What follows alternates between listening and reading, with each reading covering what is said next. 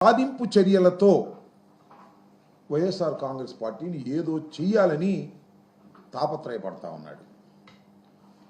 ముఖ్యంగా చాలా సందర్భాల్లో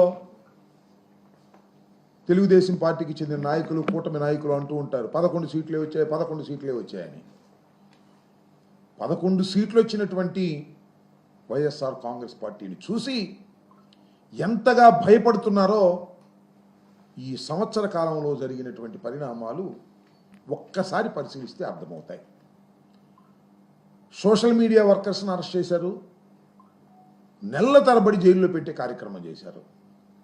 వైఎస్ఆర్ కాంగ్రెస్ పార్టీకి సంబంధించినటువంటి మాజీ శాసనసభ్యుల్ని అరెస్ట్ చేసే కార్యక్రమాలు చేశారు. కొంతమంది యాంటిసిపేటరీ బెయిల్స్ తెచ్చుకున్నారు, ఇంకా కొంతమంది యాంటిసిపేటరీ బెయిల్స్ కోసం ట్రై చేస్తున్నటువంటి సందర్భం.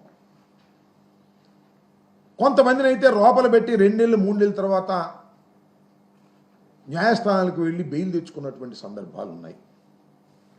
మళ్ళీ లేటెస్ట్గా ఒక దుర్మార్గమైనటువంటి కార్యక్రమానికి తెరలేపారు. సరే, రాజకీయ నాయకులు కక్షలు వాటిని పక్కన పెడితే ఐపీఎస్ ఆఫీసర్స్ని, 2 ఐపీఎస్ ఆఫీసర్ని సస్పెండ్ చేశారు. ఒక ఐపీఎస్ ఆఫీసర్ అరెస్ట్ చేసి జైల్లో పెట్టారు. నిన్న retired IAS officer Dhananjaya Reddy గారు చాలా 60 సంవత్సరాల దాకా, అంటే సుమారుగా 30-40 సంవత్సరాలు ఐఏఎస్గా పనిచేసి అనేక కీలకమైనటువంటి పోస్టుల్లో, ఈవెన్ చంద్రబాబు నాయుడు గారు ముఖ్యమంత్రిగా ఉన్న సమయంలో కూడా అనేక కీలకమైన బాధ్యతలు పోషించినటువంటి ధనుంజయ రెడ్డి గారు, కృష్ణమోహన్ రెడ్డి గారు, 2 అధికారుల్ని జగన్మోహన్ రెడ్డి గారి హయాంలో సీఎంఓలో పనిచేశారనేటువంటి ఉద్దేశంతో నిన్న వారిద్దరిని అరెస్ట్ చేశారు. అంతకుముందు బాలాజీ గోవిందప్ప వికాట్ సిమెంట్ సంస్థకు సంబంధించినటువంటి ఫైనాన్షియల్ సెక్రటరీ, చార్టర్డ్ అకౌంటెంట్, అతన్ని అరెస్ట్ చేశారు. ఈ సంవత్సర కాలం అంతా కూడా అరెస్టుల పర్వం.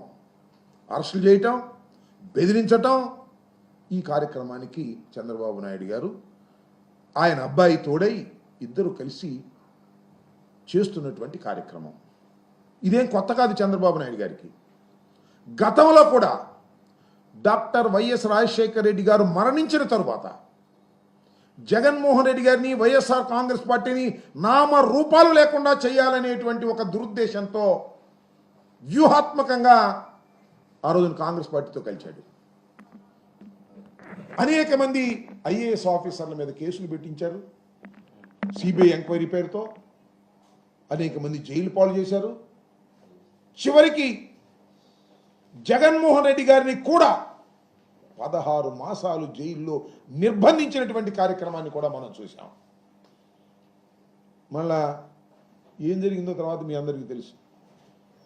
జగన్మోహన్ రెడ్డి గారి పార్టీని అణిచేయాలనుకున్న చంద్రబాబు నాయుడు లేదా కాంగ్రెస్ పార్టీ 2 కలిసి ఏం చేసినా జగన్మోహన్ రెడ్డి గారి రాజకీయ పార్టీ వైఎస్ఆర్ కాంగ్రెస్ పార్టీ అణిచివేయబడలేదు సరికదా, బ్రహ్మాండమైనటువంటి దేదీప్యమానంగా వెలుగులోకి వచ్చిన సందర్భాన్ని కూడా మనం చూసాం. ఏ పార్టీ అయితే కాంగ్రెస్ పార్టీ కలిసిందో చంద్రబాబు నాయుడుతో, ఆ కాంగ్రెస్ పార్టీ నామరూపాలు లేకుండా పోయింది తప్ప వైఎస్ఆర్ కాంగ్రెస్ పార్టీకి కించిత్తు కూడా నష్టం జరిగినటువంటి పరిస్థితి మనం చూసాం. ఇవాళ కూడా మళ్ళీ రిపీట్. చంద్రబాబు నాయుడు గారు వైఎస్ఆర్ కాంగ్రెస్ పార్టీని భయపెట్టాలనే ఉద్దేశంతో అధికారుల మీద కూడా ఇవాళ కేసులు పెట్టి అరెస్ట్ చేసేటటువంటి కార్యక్రమం చేస్తున్నారు. సరే, వీ విల్ ఫైట్ అవుట్, లీగల్గా ఫైట్ చేస్తాం. కొన్ని సందర్భాల్లో సుప్రీంకోర్టు కొంతమందికి రిలీఫ్ ఇచ్చింది. భవిష్యత్తులో మళ్ళా ఈ లీగల్ ఫైట్ అనేది కంటిన్యూస్గా జరిగేటటువంటి విషయమేను. ఈ ప్రజాస్వామ్య దేశంలో మేము దాన్ని ముందుకు తీసుకువెళ్ళేటటువంటి కార్యక్రమం కూడా చేస్తామని మనం చేస్తున్నాం. ముఖ్యంగా చంద్రబాబు నాయుడు గారు అధికారంలోకి వచ్చిన తర్వాత బహుశా ఆయనకి ఏదో బాగా కోపం ఉన్నట్టుంది. ఎందుకంటే ఆయన కూడా 53 రోజులు జైల్లో ఉన్నాడు కదా. నేను 53 రోజులు జైల్లో ఉన్నాను, నేను 53 రోజులు జైల్లో ఉన్నాను కాబట్టి వైఎస్ఆర్ కాంగ్రెస్ పార్టీకి సంబంధించినటువంటి ముఖ్యులు అందరూ కూడా జైల్లో ఉండాలి అనేటువంటి ఒక దురుద్దేశపూరితమైనటువంటి కార్యక్రమంలో భాగంగా చంద్రబాబు నాయుడు గారు తన పరిపాలనని కొనసాగిస్తూ ఉన్నాడు. స్కిల్ స్కామ్, ఆ కేసులో చంద్రబాబు నాయుడు గారు జైలుకి వెళ్ళాడు, రాజమండ్రిలో ఉన్నాడు. మీ అందరికీ తెలుసు కదా. ఎక్కడిదా స్కిల్ స్కామ్ మేము పెట్టామా? అది ఈడీ వెలుగులోకి తీసుకొచ్చింది, కేంద్ర ప్రభుత్వం వెలుగులోకి తీసుకొచ్చింది.